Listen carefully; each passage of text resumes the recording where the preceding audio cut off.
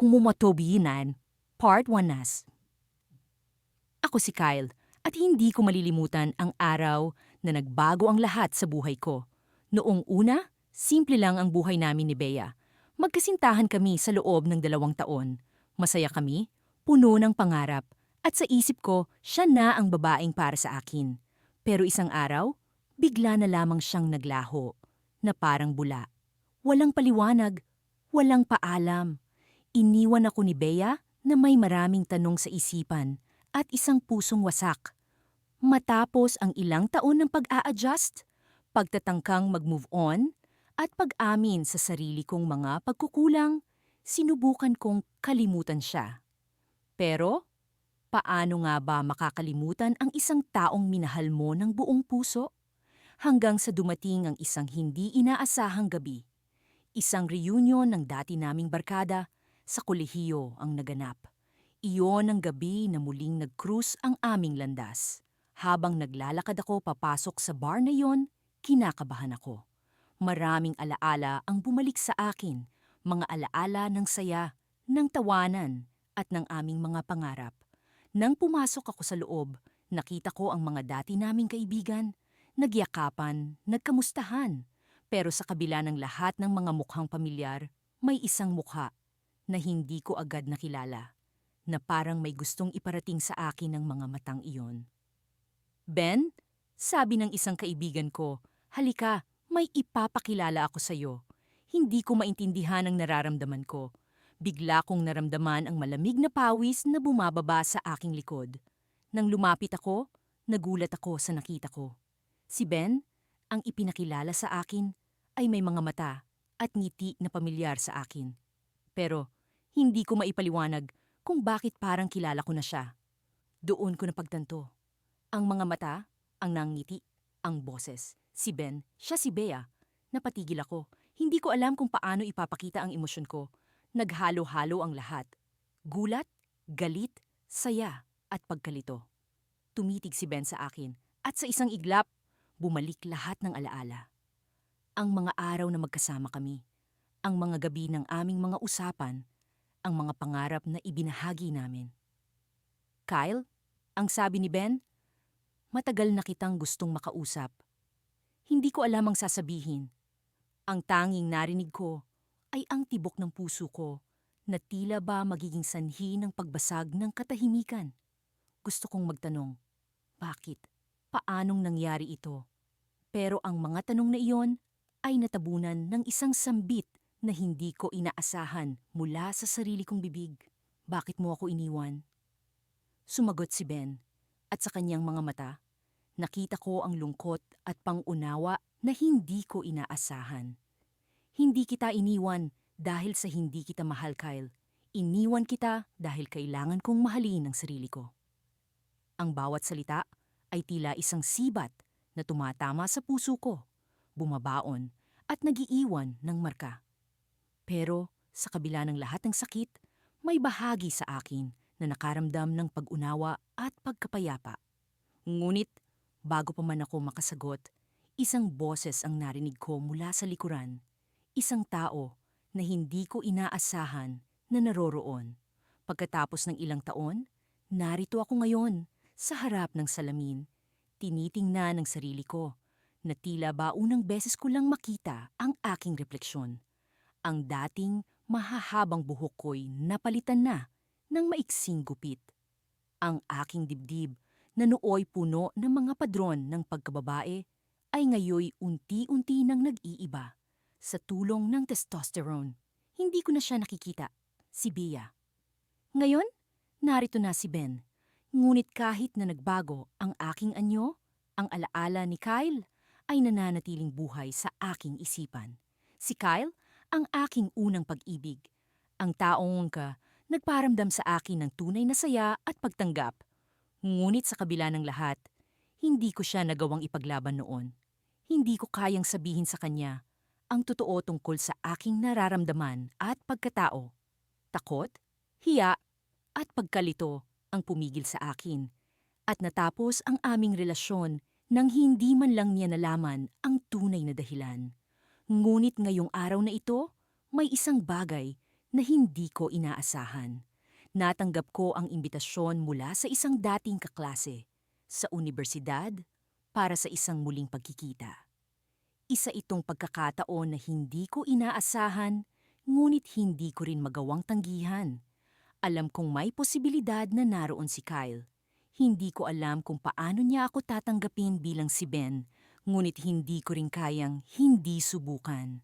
Sa pagdating ko sa lugar, agad akong sinalubong ng mga pamilyar na mukha. Nagbalik ang mga alaala ng nakaraan, ang mga kwentuhan, tawanan, at mga hindi malilimutang karanasan sa unibersidad. Ngunit sa kabila ng lahat, ang puso ko'y tila ba may hinahanap. Hindi ko mapigilang magtaka kung naroon nga si Kyle. Nang sa wakas ay dumating siya, napatigil ang mundo ko. Hindi pa rin nagbabago ang kanyang ngiti, ang kanyang mga mata na tila ba puno ng pag-unawa at saya. Ngunit ngayon, may kakaibang nararamdaman ako, halo ng kaba at saya. Hindi ko alam kung paano magpapakilala, kung paano ipapaliwanag ang lahat. Ben? Tanong niya, tila ba nag-aalangan ngunit puno ng curiosity? Kyle, ako nga ito. Sagot ko, pilit na tinatago ang kaba sa aking boses. Hindi ko alam kung paano niya tatanggapin ang pagbabagong ito. Ngunit ang nangiti sa kanyang mukha ang nagbigay sa akin ng lakas ng loob. Nagulat ako, sabi niya. Pero masaya akong makita ka ulit. Nagpatuloy ang gabi. At sa paglipas ng oras, naramdaman kong unti-unti nang nawawala ang kaba sa aking dibdib. Nagkaroon kami ng pagkakataong mag-usap, magtawanan, at magbahagi ng mga kwento ng mga nagdaang taon. Ngunit sa kabila ng lahat, alam kong may isang paksa na hindi pa rin namin napag-uusapan. Habang papalapit na ang pagtatapos ng gabi, hindi ko maiwasang tanungin ang sarili ko kung ito na ba ang tamang oras para sabihin ang lahat. Ngunit bago ko pa man maisip ang tamang mga salita, si Kyle na mismo ang nagbukas ng usapan. Ben, alam kong mahirap ito para sa'yo, simula niya. Pero gusto kong malaman mo na wala kang dapat ipaliwanag sa akin. Naiintindihan ko ang pinagdaraanan mo. At kahit ano pa ang mangyari, nandito lang ako para sa'yo. Hindi ko maiwasang maluha sa kanyang sinabi. Hindi ko inaasahan ang ganitong pagtanggap, ang ganitong pag-unawa mula sa kanya. Tila ba nabunutan ako ng tinik sa puso na matagal ko nang dinadala. Ngunit, bago pa man magpatuloy ang aming usapan, isang tawag mula sa kanyang telepono ang pumukaw sa aming atensyon. Nagbago ang ekspresyon ng kanyang mukha. Mula sa isang nantangiti ay napalitan ito ng pagkaalala. Kailangan ko nang umalis, mabilis niyang sabi. Tila ba may mahalagang bagay siyang dapat asikasuhin. Babalik ka pa ba? Tanong ko, umaasang hindi ito ang huli naming pagkikita. Ngunit bago pa siya makasagot, isang malakas na putok mula sa labas ang pumuno sa katahimikan ng gabi. Nagtingin na ng lahat, nagulat at natatakot sa kung anumang nangyayari. Sa paglabas namin sa gusali, nakita namin ang isang eksena na hindi ko inaasahang mangyayari. Isang aksidente, isang banggaan sa kalsada na puno ng mga tao at mga pulis. Nang muling tumingin si Kyle sa akin, may bakas ng takot sa kanyang mga mata. Ben, kailangan ko talagang umalis, sabi niya. Ang kanyang boses puno ng pag-aalala. Hindi ko alam kung bakit, ngunit naramdaman kong may mahalagang bagay na kailangan niyang gawin. Sa kabila ng aking pag-aalala, hinayaan ko siyang umalis. Umaasang magkikita pa kaming muli. Habang siya'y papalayo, isang tanong ang bumagabag sa isip ko. Ano nga ba ang dahilan ng kanyang pagmamadali? At sa likod ng lahat ng ito, ano ang lihim na tinatago niya na hanggang ngayon ay hindi ko pa nalalaman? Ako si Ben, at ang dati kong nobyo, si Kyle, ay muling bumalik sa buhay ko. Pero hindi bilang ang dating Bea na minahal niya, kundi bilang ang bagong ako. Matapos ang mahaba at masalimuot na proseso ng pagtanggap sa aking sariling pagkatao, naging mas matatag ako. Ngunit sa harap ng pagbabalik ni Kyle, nabuksan ang ilang sugat na akala ko'y matagal nang magaling. Isang linggo mula nang magtagpo ulit ang mga landas namin, niyaya ako ni Kyle na maghapunan sa isang maliit na restoran sa tabi ng dalampasigan. Ang lugar na ito ang madalas naming pinupuntahan noon, isang tahimik na sulok kung saan kami palaging nakakatakas mula sa gulo ng mundo. Ngunit ngayong gabi, tila hindi ko magawang kumalma sa pag-aalala kung ano ang magiging reaksyon niya kapag sinabi ko na ang totoo. Habang naglalakad kami papunta sa restaurant, hindi ko maiwasang mapansin ang mga pagbabago sa kanya. Mas mahaba na ang kanyang buhok at tila mas malalim ang tingin ng kanyang mga mata. Gayunpaman, ang kanyang nangiti ay nanatiling kasing init pa rin ng dati. Nang dumating kami sa restaurant, agad kaming pumasok at umupo sa isang mesa sa labas, kung saan tanaw namin ang kalmadong dagat na sinasalamin ng liwanag ng buwan. Habang naghihintay sa aming order, nagsimula kaming magkwentuhan tungkol sa mga bagay-bagay, ang kanyang trabaho, mga bagong kaibigan, at ang mga paborito naming alaala. Ngunit sa kabila ng mga tawanan at pagbabalik-tanaw, nararamdaman ko ang hindi maiiwasang bigat ng pag-uusap na kailangan naming harapin. Alam mo, Ben, simula ni Kyle, habang magaan niyang hinahaplos ang kanyang tasa ng kape, ang dami nang nagbago, pero parang kahapon lang noong magkasama pa tayo. Napabuntong hininga ako at saglit na tumitig sa kanya. Kyle, may kailangan akong sabihin sa'yo. Sabi ko, ramdam ang bigat ng bawat salitang lumalabas sa aking bibig.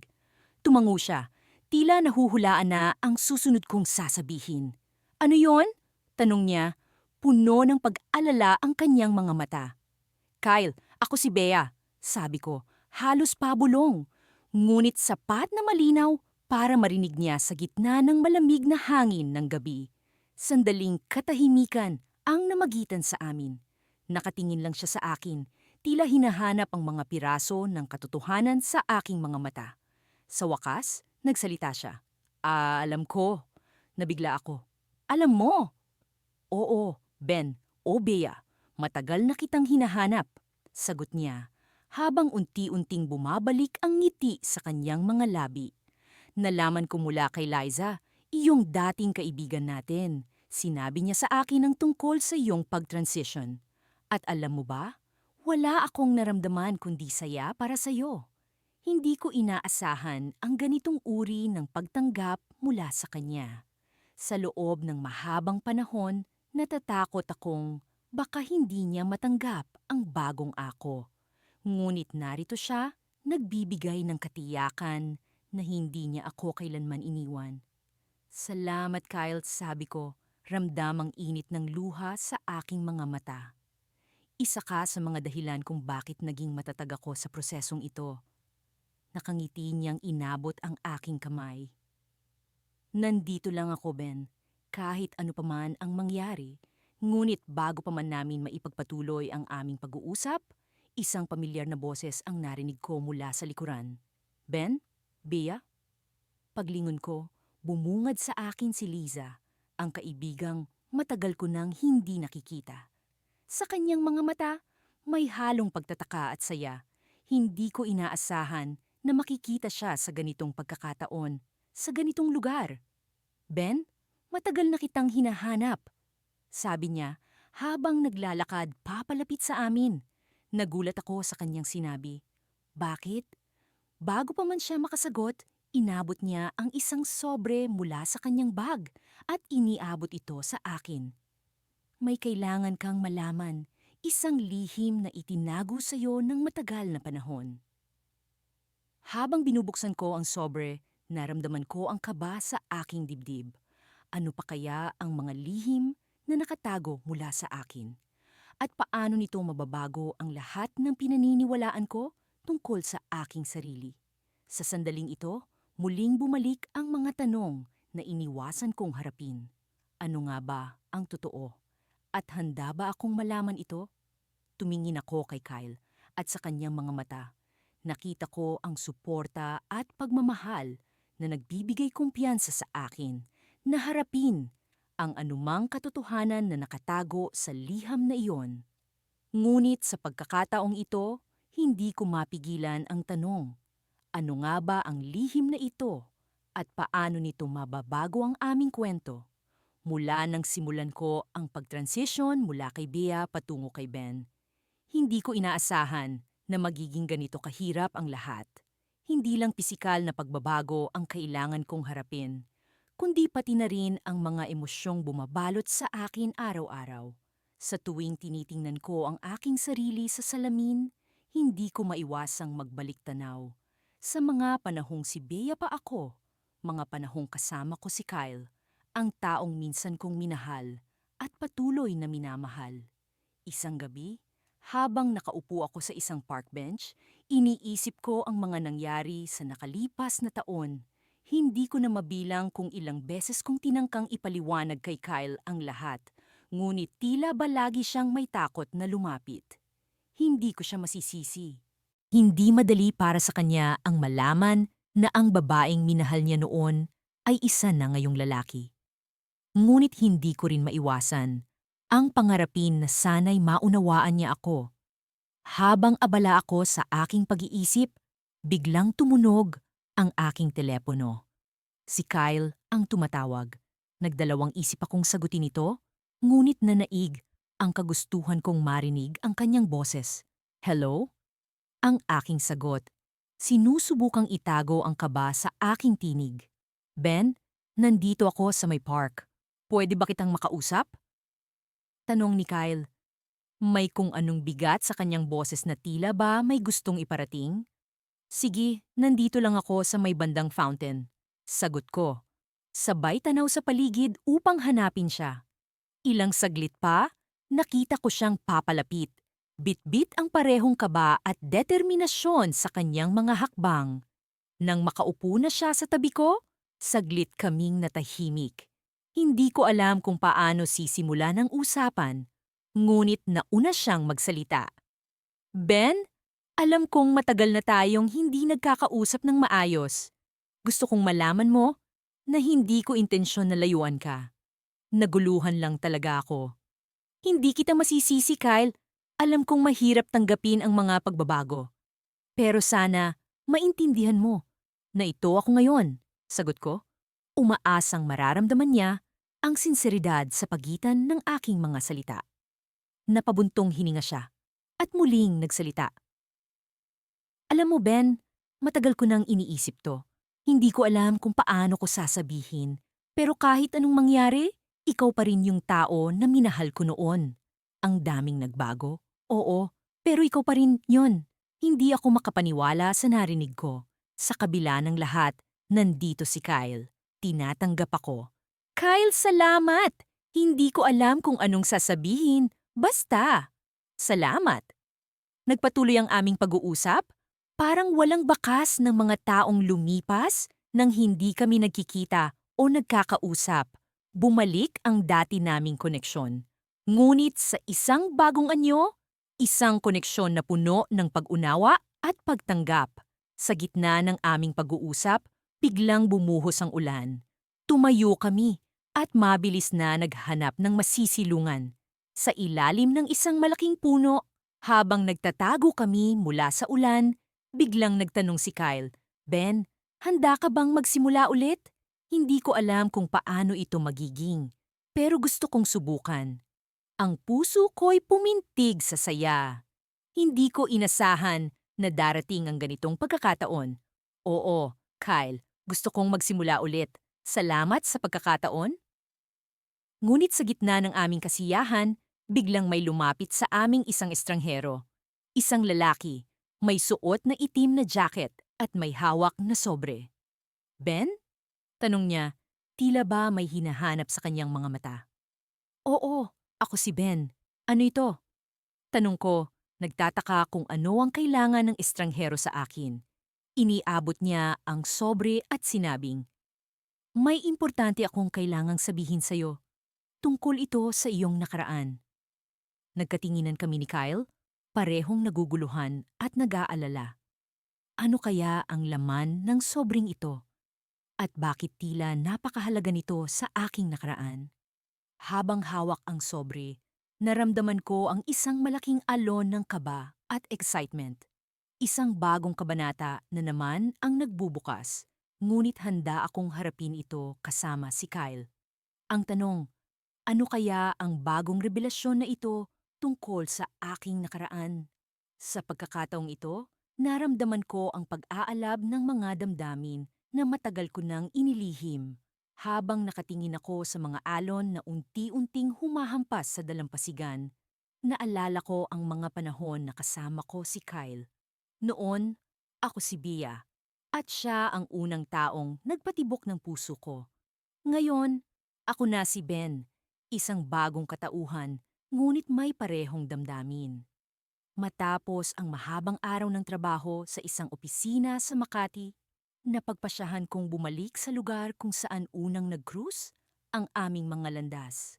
Walang pinagbago ang dalampasigan. Pareho pa rin ang init ng buhangin sa aking mga paa at ang lamig ng hangin sa aking pisngi. Ang tanging nagbago lamang ay ang aking sarili. Bumalik sa aking alaala ang mga tawanan at kwentuhan namin ni Kyle. Noon, simpleng mga bagay ang nagpapasaya sa amin. Mga piknik sa tabing dagat, paglalaro ng frisbee, at ang simpleng pagtingin sa mga bituin habang magkayakap. Ngunit sa likod ng mga ngiting iyon, may lihim akong dala-dala. Isang pagkataong hindi ko kayang ipakita sa kanya. Hindi pa noon, hindi pa sa mga panahong iyon. Sa aking pagninilay-nilay, naramdaman kong may tumapik sa aking balikat. Nagulat ako at agad na napalingon. Si Kyle. Nakatayo siya roon, may daladalang dalawang tasa ng kape. Para sa'yo, sabi niya, habang iniabot ang isang tasa. Hindi ko maiwasang mapangiti. Pareho pa rin siya, laging maalalahanin. Salamat, sagot ko, sabay tingin sa kanyang mga mata. Nakita kong may kirot sa kanyang mga mata, tila may mga tanong siya, na nais itanong, ngunit nag-aalanganin. Matagal na kitang hinahanap, Ben, ani Kyle.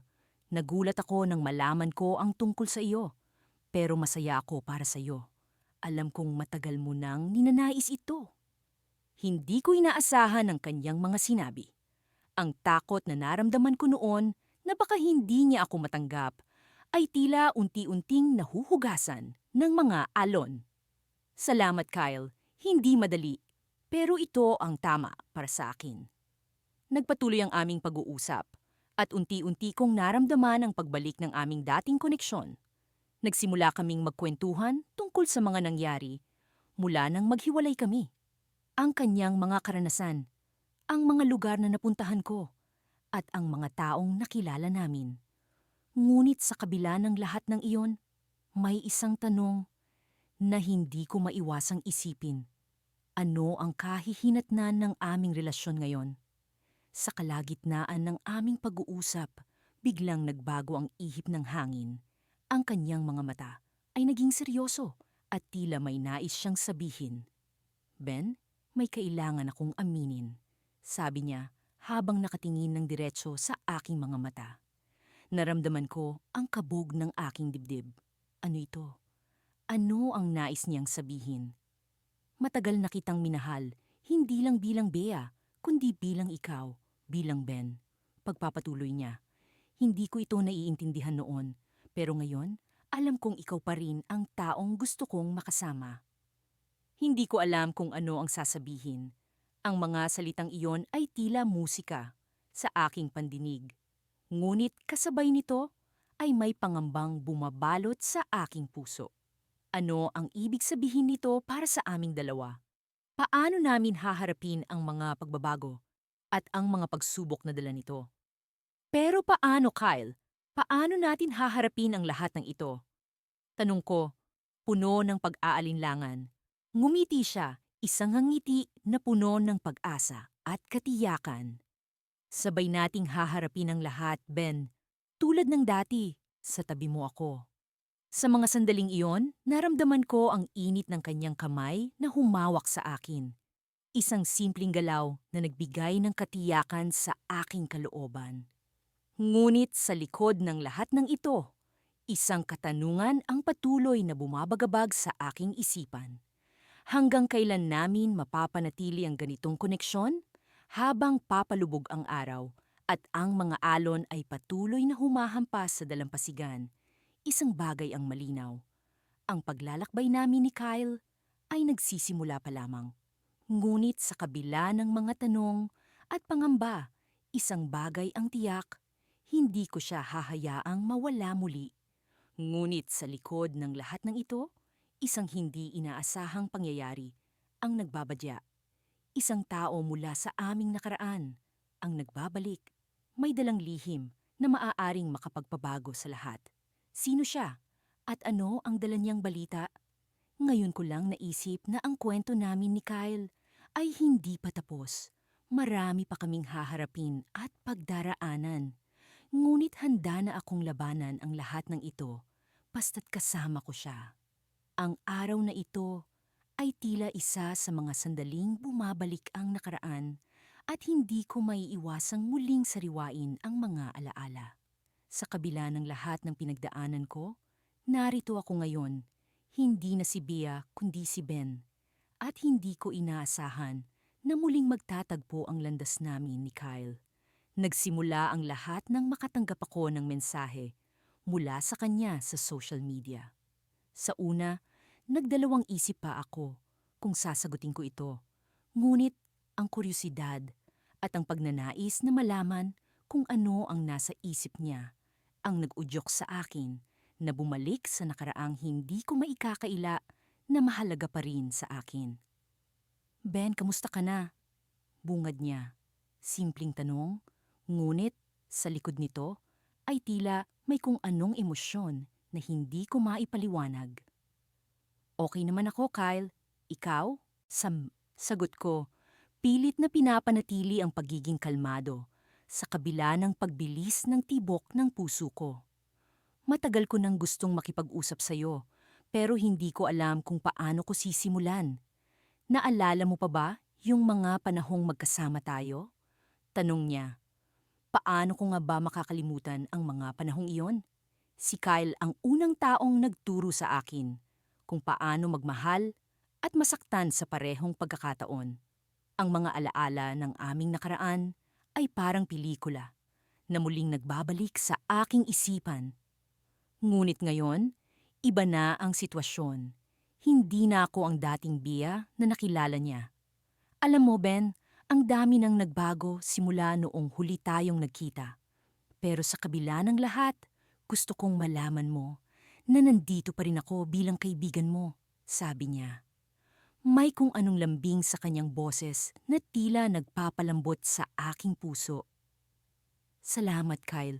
Malaking bagay sa akin na nandyan ka pa rin kahit ganito na ako. Tugon ko. Hindi ko lubos akalain na magiging ganito ang reaksyon niya. Nag-aalala ako kung paano niya tatanggapin ang mga pagbabagong nangyari sa akin. Ngunit sa kabila ng lahat ng takot at pangamba, narito siya, handang makinig at umunawa. Ben, gusto kitang makita. Hindi lang para sa akin, kundi para na rin sa'yo. Marami akong gustong sabihin sa'yo ng harapan. Anyaya niya. Nag-aalangan ako sa simula. Ang dami kong naisip. Paano kung hindi ko kayanin? Paano kung masaktan lang ulit ako? Ngunit sa kabila ng lahat, may bahagi sa akin na nag-uudyok na bigyan ng pagkakataon ng sarili. At si Kyle na muling buuin ang nawalan naming koneksyon. Sigurado ka ba, Kyle? Baka hindi mo magustuhan ang makikita mo. Pabiro kong sabi. Pilit na tinatago ang kaba. Alam mo, Ben, kahit ano ka pa, ikaw pa rin yung taong minahal ko noon. At kung anuman ang pagbabago, handa akong tanggapin iyon. Sagot niya. Sa mga salitang iyon, naramdaman ko ang isang bigat na tila nawala sa aking dibdib. Minsan, hindi mo inaasahan na ang taong minsang nagbigay sa iyo ng sakit ay siya ring magiging susi sa iyong kaginhawaan.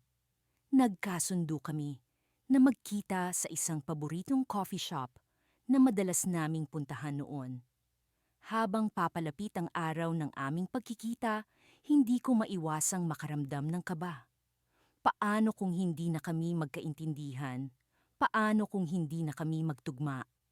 Nang sa wakas ay dumating na ang araw, nakaupo ako sa isang sulok ng coffee shop, hinihintay ang pagdating niya. Habang hinihintay ko siya, hindi ko maiwasang isipin ang mga posibilidad. Biglang bumukas ang pinto at pumasok siya, may dalang kokiti sa kanyang mga labi. Ben, tawag niya. At sa isang iglap ay bumalik ang lahat ng alaala. Lumapit siya sa akin. At sa sandaling iyon ay parang walang nagbago. Ang mga mata niya ay puno pa rin ng init at pag-unawa. Umupo siya sa harap ko at nag-usap kami na para bang walang malaking agwat ang nagdaan. Alam mo, Ben, hindi ko inaasahan na magiging ganito ang lahat. Pero alam ko na ito ang tamang panahon para sa atin na mag-usap ulit. Wika niya. Salamat, Kyle. Hindi ko rin alam kung paano ko sisimulan. Pero ang mahalaga ay nandito tayo ngayon, sabi ko. Habang tumatakbo ang oras, nagkwentuhan kami tungkol sa mga nangyari sa aming buhay, sa mga pangarap na unti-unting nagbabago at sa mga bagong plano sa hinaharap. Tila nagkaroon ng bagong simula, hindi lamang para sa akin, kundi para sa aming dalawa. Ngunit sa kabila ng lahat ng saya, hindi ko maalis sa isip ko ang isang bagay na hindi ko pa nasasabi sa kanya. Siguro, ito na ang tamang oras. Kyle, may gusto akong aminin sa'yo. Seryoso kong sabi, habang ang mga mata ko ay nakatingin sa kanya. Ano man yan, Ben, handa akong makinig. Sagot niya, puno ng sinseridad. May nagbabalik na alaala sa akin. Isang lihim na hindi ko pa nasasabi sa iyo simula noon. At ito ang dahilan kung bakit ako hindi mapakali. Kailangan mong malaman na hindi lang ito tungkol sa pagbabago ko sa sarili, kundi pati na rin sa puso ko. Bago ko pa masabi ang lahat, biglang nag-ring ang phone ni Kyle. Naputol ang pag-uusap namin. At ang sumunod na nangyari ay hindi ko inaasahan. Ang mukha niya ay nag-iba at sa kanyang mga mata ay may kung anong lungkot na hindi ko maipaliwanag. Ben, may emergency. Kailangan kong umalis, sabi niya. At bago ko pa manon siya mapigilan, tumayo siya at nagmamadaling lumabas ng coffee shop. Iniwan niya akong nagtataka at puno ng tanong. Ano kaya ang nangyari? At sa pagkakataong iyon, naisip ko, ito pa lang ang simula ng mas malaking pagbabago sa amin ni Kyle. Ang araw ay tila isang pelikula na naglalaro sa mabagal na galaw habang naglalakad ako sa kahabaan ng pamilyar na kalye papunta sa isang maliit na kafe sa kanto. Ang lugar na ito ay naging saksi sa napakaraming alaala namin ni Kyle, ang mga tawanan, ang mga pag-amin, at ang hindi mabilang na tasa ng kape na sabay naming ininom. Ngayon, ito rin ang lugar kung saan maaaring magbago ang lahat. Pagpasok ko sa loob, agad kong naramdaman ang kakaibang halo ng kaba at pananabik. Ang mga mata ko'y agad na naghanap sa kanyang pamilyar na anyo. Naroon siya, nakaupo sa isang sulok, tila ba abala sa pagtingin sa kanyang telepono. Hindi ko maiwasang mapangiti. Hindi niya pa rin talaga maiiwasang mag-scroll kahit sa mga ganitong sandali. Ben, nagulat siya. Nang tawagin ko siya sa bagong pangalan ko, agad niyang ibinaba ang telepono at ngumiti ng malapad. Isang ngiti na minsan ko nang minahal. Sorry, di ko napansin na dumating ka na, sabi niya, habang itinataas ang tasa ng kape. Kumusta? Umupo ako sa harap niya at saglit na tumigil bago sumagot. Ayos naman, medyo kinakabahan pero excited din. Ito ba ang unang beses na lalabas ka sa dating ikaw? Tanong niya, may halong pag-aalala at pag-intindi sa kanyang boses. Tumango ako. Oo, ikaw ang unang kaibigan na nakilala ko noon na makikita ako ngayon bilang si Ben. Parang wala namang nagbago. Sabi niya habang tumitig sa akin, ikaw pa rin yan, kahit anong pangalan mo. Napangiti ako sa kanyang mga salita. Si Kyle ang tipo ng tao na may kakayahang gawing magaan ang mabibigat na bagay. Ngunit sa kabila ng normal na usapan namin, alam kong may mga bagay na kailangan naming pag-usapan. Mga alaala at damdamin na hindi na muling bumalik matapos ang aming paghihiwalay. Naalala mo ba yung huling beses na nagkita tayo dito? Tanong niya bigla, na tila ba nabasa ang iniisip ko. Oo, sabi ko, ang mga alaala ng gabing iyon ay bumalik sa aking isipan. Parang kahapon lang, ano? Parang kahapon lang na nga, pag-amin niya. Pero alam mo bang, may isang bagay akong hindi nasabi sa'yo noon. Nagulat ako sa kanyang sinabi. Ano yon? Bia, Ben, he corrected himself. Alam mo noong naghiwalay tayo, hindi dahil sa hindi na kita mahal. Tumigil siya. Tila ba nag-iisip kung paano ipapahayag ang kanyang damdamin. Ang mga mata niya'y naglalaman ng hindi maipaliwanag na emosyon. Hindi ko lang alam kung paano haharapin ang sarili ko noon. Patuloy niya. May mga bagay akong hindi ko pa nauunawaan tungkol sa sarili ko. Hindi ko maintindihan kung saan patungo ang usapan. Pero ramdam ko ang bigat ng kanyang mga salita. Anong ibig mong sabihin? Bia? Ben, I'm bisexual. Pag-amin niya. Na tila ba isang malaking pasabog ang kanyang sinabi? Hindi ko inaasahan ang kanyang pag-amin. Parang biglang bumagal ang oras at ang mga tao sa paligid ay tila nawala. Wow! Tanging nasabi ko habang sinusubukang iproseso ang lahat. Hindi ko inaasahan yan, Kyle. I know, sabi niya. May bahagyang ngingiti sa kanyang labi. At ang totoo, hindi ko rin inaasahan na sabihin ito sa iyo ngayon. Pero naisip ko, kung magpapakatotoo ka sa akin, oras na rin para magpakatotoo ako sa iyo. Hindi ko alam kung ano ang sasabihin. Ang dating tension sa pagitan namin ay napalitan ng isang uri ng pag-unawa at pagtanggap. Sa kabila ng lahat, naroon pa rin ang koneksyon, mas malalim pa kaysa sa dati. Kaya ba tayo naghiwalay? Tanong ko, inaasahan ang kanyang kasagutan. Bahagi iyon, pag-amin niya. Hindi ko alam kung paano magiging totoo sa sarili ko habang kasama kita. Pero ngayon, gusto kong malaman mo na hindi kita iniwan dahil hindi kita mahal. Mahal? Ulit ko, tila ba naguguluhan sa kanyang sinabi. Oo, Ben, sabi niya. Ang mga mata niya ay puno ng sinseridad. At sa totoo lang, hindi nagbago yon. Habang nakatitig ako sa kanya, unti-unting bumabalik ang mga damdamin na matagal ko nang itinago. Ngunit bago ko pa man maipahayag ang aking nararamdaman, may isang tao na biglang lumapit sa amin. Ben? Tanong ng pamilyar na boses. Paglingon ko, bumungad sa akin ang isang mukha mula sa nakaraan na hindi ko inaasahan. Si Jamie, ang matalik kong kaibigan noong kolehiyo.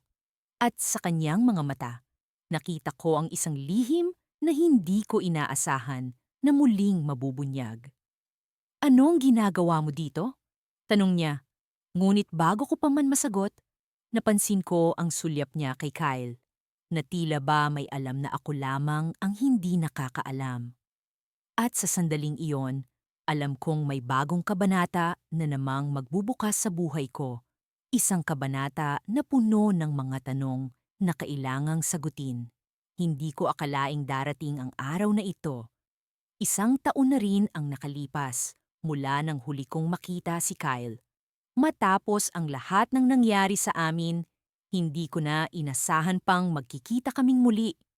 Ngunit heto siya, nakatayo sa harap ng pintuan ng apartment ko, tila ba may daladalang hindi maipaliwanag na damdamin.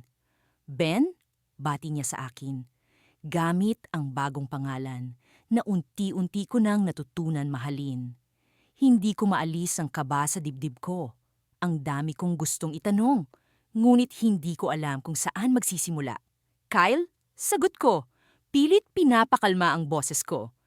Anong ginagawa mo rito? Pwede ba kitang makausap? Tanong niya.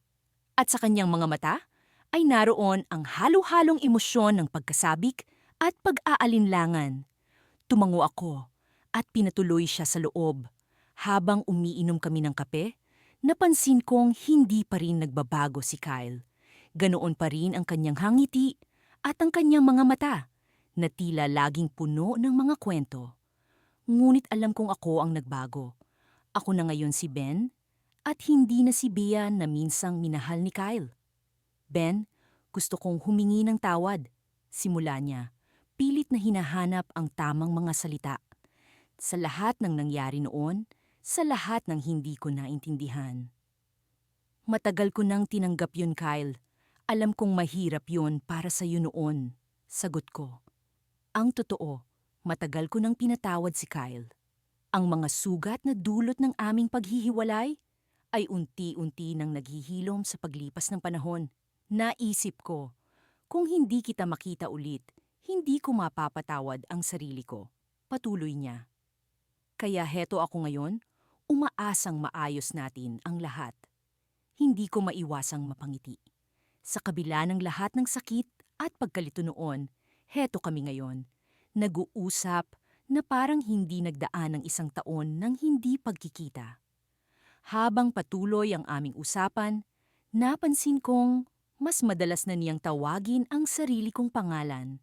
Ben, alam kong tanggap na niya kung sino ako ngayon at masaya kong makita iyon. May parte sa akin na nagtataka kung may pag-asa pa bang bumalik ang dati naming relasyon, ngunit hindi ko pa sigurado kung ano ang nararamdaman ko. Naalala mo ba yung dati nating tambayan sa may park? Biglang tanong ni Kyle. Gusto mo bang puntahan natin? Nagdalawang isip ako. Marami nang nagbago simula nang huli kaming pumunta roon. Ngunit may bahagi sa akin na gustong bumalik sa mga panahon na mas simple pa ang lahat. Sige, sagot ko, isang bagay na tila biglaan ngunit puno ng pag-asa. Tumayo kami at sabay na lumabas ng apartment. Habang naglalakad kami papunta sa parke, hindi ko maiwasang mapansin ang mga pagbabagong naganap sa amin. Ang mga hakbang naming tila may sariling kwento, ang mga ngiti na puno ng pangunawa. Iniisip ko kung ano ang magiging takbo ng aming kwento ngayon, ngayong kami ay nagkaharap muli. Pagdating namin sa parke, doon kami naupo sa dati naming upuan, sa ilalim ng lumang puno na saksi sa aming mga tawanan at halakhakan noon. Hindi nagtagal, may nagtanong si Kyle na hindi ko inaasahan. Ben, sa tingin mo ba, may pagkakataon pa tayong maging tayo ulit? Tanong niya, at sa kanyang mga mata ay may pag-asam at pagkatakot. Natigilan ako. Ang tanong na iyon ay nagtulak sa akin sa isang pag-iisip na matagal ko nang iniiwasan. Gusto ko bang bumalik kami sa dati? O mas mabuting manatili na lang kami sa kasalukuyang estado ng aming relasyon? Habang iniisip ko ang sagot, isang malakas na tunog ang pumukaw sa aming pansin. May isang grupo ng kabataan ang naglalaro ng frisbee at hindi sinasadyang napalapit sa amin. Isang bata ang tumakbo papunta sa amin at sa kanyang mga mata ay may kilig at saya. Kuya Ben, ikaw ba yan? Tanong ng bata na agad kong nakilala. Isa siya sa mga batang madalas naming kalaro noon ni Kyle. Oo, ako nga, sagot ko at ngumiti ako sa kanya. Tila ba ang simpleng pagkilala ng batang iyon sa akin ay nagbigay ng bagong liwanag sa sitwasyon. Wow, ang tagal mong nawala. Balik ka na ba? Tanong niya ulit, puno ng inosenteng kuryosidad. Napatingin ako kay Kyle na nakangiti rin. Sa kabila ng lahat ng pagbabago, naroon pa rin ang mga alaala ng aming nakaraan. Ngunit higit sa lahat, naroon din ang posibilidad ng bagong simula. Habang nagbabalik sa akin ang alaala ng mga dating araw, isang bagay ang napagtanto ko. Hindi man namin maibalik ang nakaraan. May pagkakataon kaming bumuo ng bagong kwento. Ngunit bago ko pa man masabi kay Kyle ang aking napagpasyahan, isang bagay ang nangyari. na hindi ko inaasahan. Biglang dumating ang isang pamilyar na mukha, si Alex, ang matalik na kaibigan ni Kyle. Ngumiti siya sa amin at lumapit, tila may dalang balita na maaaring magpabago sa lahat. Ben, Kyle, may kailangan kayong malaman, sabi ni Alex, at sa tono ng kanyang boses ay naroon ang seryosong pahiwatig ng isang bagay na hindi namin inaasahan. At doon natapos ang araw na iyon, puno ng mga tanong at hindi inaasahang revelasyon. Ano kaya ang dala ni Alex na maaaring magpabago sa takbo ng aming mga buhay? Ang sagot ay tila nakatago sa susunod na kabanata ng aming kwento. Pagkatapos ng lahat ng nangyari nitong mga nakaraang buwan, hindi ko inasahang magkikita kami muli ni Kyle sa ganitong sitwasyon. Nakaupo ako sa isang maliit na cafe malapit sa aming dating paaralan. Iniinom ang paborito kong kape. Ang mga alaala ng nakaraan ay tila mga anino na nagsisilabasan, isinusulat ang mga lumipas na taon sa aking isipan. Ako si Ben ngayon, at ito ang unang pagkakataon na muli kong makikita si Kyle mula nang simulan ko ang aking paglalakbay sa pagtanggap sa aking tunay na pagkatao. Sa una, hindi ko alam kung paano niya tatanggapin ang pagbabagong ito. Siya ang unang taong minahal ko. At kahit na nagkahiwalay kami noon, hindi ko makalimutan ang sakit at ligaya ng aming nakaraan. Nang pumasok siya sa cafe, hindi ko alam kung ano ang uunahin kong maramdaman. Takot, kaba, o saya. Ang kanyang nangiti ay pareho pa rin. Ngunit may bahagyang pagbabago sa kanyang mga mata. Tila may natutunan siya sa paglipas ng panahon. Lumapit siya sa akin at umupo sa bakanting upuan sa aking harapan. Walang pag-aalinlangan sa kanyang mga kilos na para bang walang malaking pagbabago sa pagitan namin. Ben, bungad niya na may kasamang ngiti. Matagal na rin simula nang huli tayong nagkita. Tumango ako at pilit nang umiti. Oo, Kyle, maraming nagbago simula noon.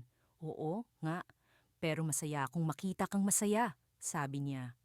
Kumusta ka na? Hindi ko inaasahan ang kanyang tanong na tila walang halong pag-alinlangan. Sinimulan kong ikwento ang mga pangyayari sa aking buhay, ang proseso ng aking transisyon, ang mga pagsubok na dinaanan ko, at ang suporta ng mga taong nasa paligid ko. Sa bawat salitang binibitawan ko, tila unti-unting nababawasan ang bigat na matagal ko nang dinadala. Salamat sa pakikinig, sabi ko, matapos kong ikwento ang lahat. Hindi ko alam kung paano mo ito tatanggapin, pero salamat. Ngumiti siya at tumingin sa akin ng diretso sa mga mata. Ben, hindi ko man lubusang maunawaan ang lahat ng pinagdaanan mo. Pero gusto kong malaman mo na nandito ako para sa'yo. Ang mga salitang iyon ay tila musika sa aking pandinig. Hindi ko inaasahan na magiging ganito kadali ang pagtanggap niya sa akin. Ngunit sa kabila ng lahat, may bahagi pa rin ng aking puso na nag-aalinlangan. Tinanong ko siya, bakit? Bakit ka nandito pa rin? Huminga siya ng malalim at inamin, dahil kahit noon pa man, ikaw ang mahal ko. At ngayon na nakita kitang masaya sa pagiging totoo sa sarili mo, lalo kong naunawaan kung bakit kita minahal. Sa mga oras na iyon, ramdam ko ang init ng kanyang mga salita. Ngunit bago pa man ako makapagsalita, isang pamilyar na boses ang umalingaw-ngaw sa likuran ko. Ben, ikaw nga ba yan? Napalingon ako at bumungad sa akin ang isang tao mula sa aking nakaraan. Si Mia, ang matalik kong kaibigan noong kami pa ni Kyle. May bakas ng pagtataka at saya sa kanyang mukha habang dahan-dahang lumalapit sa amin. Hindi ko inasahan na makikita ko siya sa ganitong pagkakataon at tila hindi rin siya makapaniwala sa kanyang nasaksihan. Hindi ko alam na nandito ka pala, sabi ni Mia habang sinulyapan si Kyle. I guess, reunited tayo lahat. Anong ginagawa mo dito? Tanong ko, pilit na pinipigilan ng kaba sa aking dibdib. Ako? Nag-aaral na ako sa unibersidad na malapit dito, sagot niya. Pero hindi ko akalaing magkikita tayo ulit. Nagpatuloy ang aming usapan at unti-unting bumalik ang mga alaala ng nakaraan. Ngunit sa gitna ng aming kasiyahan, hindi ko maiwasang mapansin ang isang kakaibang tingin mula kay Kyle habang nag-uusap kami ni Mia. May kung anong misteryo sa kanyang mga mata na tila may gustong ipahiwatig. Ben, bulong ni Kyle na tila may kung ano sa kanyang boses. May kailangan akong sabihin sa'yo. Naguluhan ako sa kanyang mga salita. Ano yon? Baka hindi mo magustuhan, pero kailangan mong malaman. Sabi niya, habang tinitingnan ako ng seryoso. Si Mia. May koneksyon siya sa isang bagay na kailangan mong malaman. Napatingin ako kay Mia, na ngayon ay tila naguguluhan din sa sitwasyong ito. Hindi ko alam kung ano ang ibig sabihin ni Kyle, ngunit alam kong ito ay isang bagay na hindi ko maaring ipagpaliban. Ang mga sagot ay tila nasa harapan ko, ngunit ang pag-alam sa katotohanan ay maaring magbago ng lahat. Habang nakatingin ako sa kanilang dalawa, naramdaman kong ito ang simula ng panibagong kabanata sa buhay ko. Ngunit sa pagkakataong ito, handa na akong harapin ang anumang pagsubok na darating. Dahil sa wakas, natutunan kong tanggapin ang aking sarili. At ngayon ay kailangang harapin ang nakaraan upang ganap na makapagpatuloy. Nakatitig ako sa salamin, pinagmamasdan ang anyo kong unti-unti nang nagiging pamilyar sa akin. Matapos ang ilang taon ng pakikibaka at paglalakbay, nararamdaman kong unti-unti ko nang natutuklasan ang tunay na ako. Si Bea na dati, ngayoy si Ben na mas totoo at buo. Hindi naging madali ang prosesong ito, ngunit sa bawat hakbang, mas lalo kong nararamdaman ang kaluwagan at kasiyahan. Isang umaga habang nagkakape ako sa paborito kong kafe, pumasok si Kyle. Hindi ko inaasahan ang muling pagtatagpo namin matapos ang ilang taon. Noon, siya ang pinakamahalagang tao sa buhay ko. Siya ang unang nagparamdam sa akin ng saya at pagmamahal. Ngunit siya rin ang unang nagparamdam sa akin ng sakit nang maghiwalay kami. Hindi ko lubos maisip na magkikita kami muli sa ganitong pagkakataon. Ben? Ang bungad ni Kyle habang papalapit siya sa mesa ko. May pag-aalinlangan sa kanyang tinig, ngunit may bakas ng pagkilala sa kanyang mga mata. Oo, ako ito, sagot ko. Sinisikap na gawing kalmado ang aking tinig, kahit na may kaunting kaba sa aking dibdib. Kumusta ka na? Umupo siya sa harap ko, at sa isang iglap, parang bumalik ang lahat ng alaala ng aming nakaraan. Ang mga tawanan, luha, at mga pangarap na sabay naming binuo. Ngunit ngayon, narito kami, nag-uusap muli bilang dalawang taong nagbago at patuloy na nagbabago. Matagal na rin pala ano? Ang sabi niya, sinisimula ng pag-uusap na puno ng hiwaga.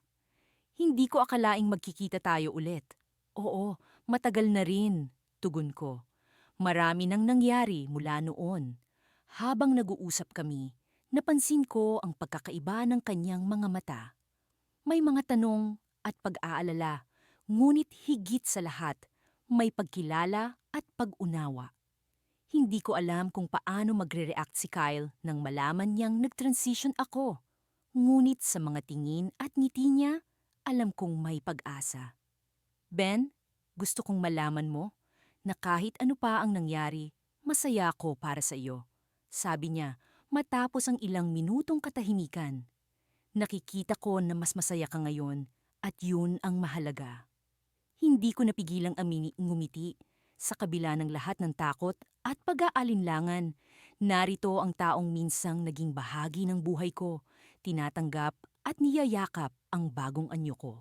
Salamat, Kyle, sabi ko, halos hindi makapaniwala sa naririnig ko.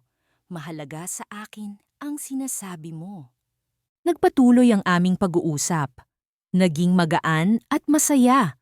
Parang hindi kami nagkahiwalay ng landas. Ngunit habang papatapos na ang aming kape, Nagtanong siya ng isang bagay na hindi ko inaasahan. Naalala mo ba yung plano natin noon na mag-travel sa ibang bansa? Tanong niya bigla. Natawa ako. Oo, pangarap naming maglakbay noon, ngunit hindi ito natuloy dahil sa mga hindi inaasahang pangyayari. Bakit mo na itanong? Tanong ko. May halong pagtataka. Iniisip ko lang, sagot niya, nakangiti. Baka pwede nating subukan ulit.